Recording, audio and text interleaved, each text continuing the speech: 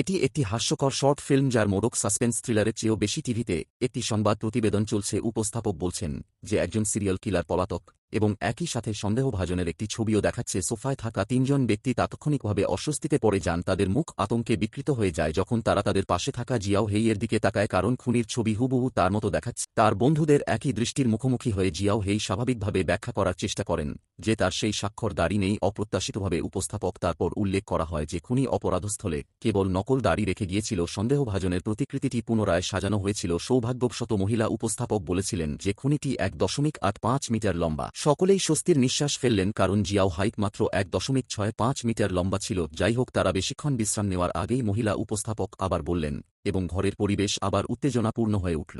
Xiao হেই হঠাৎ অস্বস্তি বোধ করলেন, এমনকি তার বান্ধবীও তার পা তার উপর থেকে সরিয়ে ফেললেন। এই মুহূর্তে উপস্থাপক আরও উল্লেখ করা হয়েছিল যে খুনি পালানোর সময় এই গানটি বারবার বাজিয়েছিল, যা আবারও উত্তেজনাপূর্ণ পরিবেশকে প্রশমিত করেছিল কারণ তার বন্ধুরা জানত যে জিয়াও হেই এই গানটি সবচেয়ে বেশি ঘৃণা করে। কিন্তু কথাগুলো বলার সাথে সাথেই জিয়াও হেইয়ের ফোন বেজে উঠল।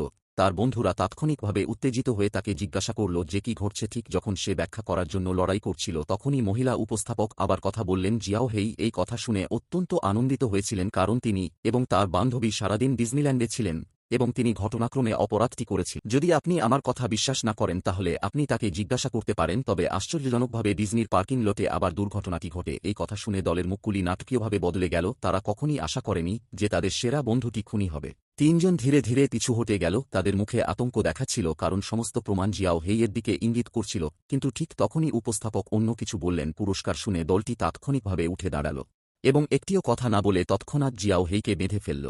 ঠিক যখন তারা লুটের জিনিসপত্র কিভাবে ভাগাভাগি করা যায় তা নিয়ে আলোচনা করার সময় আয়োজক অপ্রত্যাশিতভাবে ঘোষণা করলেন যে খুনিকে গ্রেপ্তার করে থানায় আটক করা হয়েছে। তিনজনই হতবাক হয়ে গেলেন, বুঝতে পারলেন যে তারা ভুল করেছেন। রাগান্বিত জিয়াও হেইকে দেখে তারা দ্রুত তাকে খুলে ফেললেন এবং আন্তরিকভাবে ক্ষমা চাইলেন। আশা করলেন যে তিনি কোনো ক্ষোভ রাখবেন না। অন্যায় বোধ করে জিয়াও হেই শেষ পর্যন্ত তাকে ক্ষমা করার সিদ্ধান্ত নিলেন এবং দলটি উত্তেজিতভাবে একে অপরকে জড়িয়ে ধরলেন। কিন্তু ঠিক যখন তারা তাদের বন্ধুত্বে খুশি হচ্ছিল, মহিলা প্রধান সংবাদ উপস্থাপক আবার সর্বশেষ সংবাদ সম্প্রচার করলেন এবং জিয়াও হেই সম্পূর্ণ হতবাক হয়ে গেলেন। এবার তিনি প্রথমে আঘাত করার সিদ্ধান্ত নিলেন।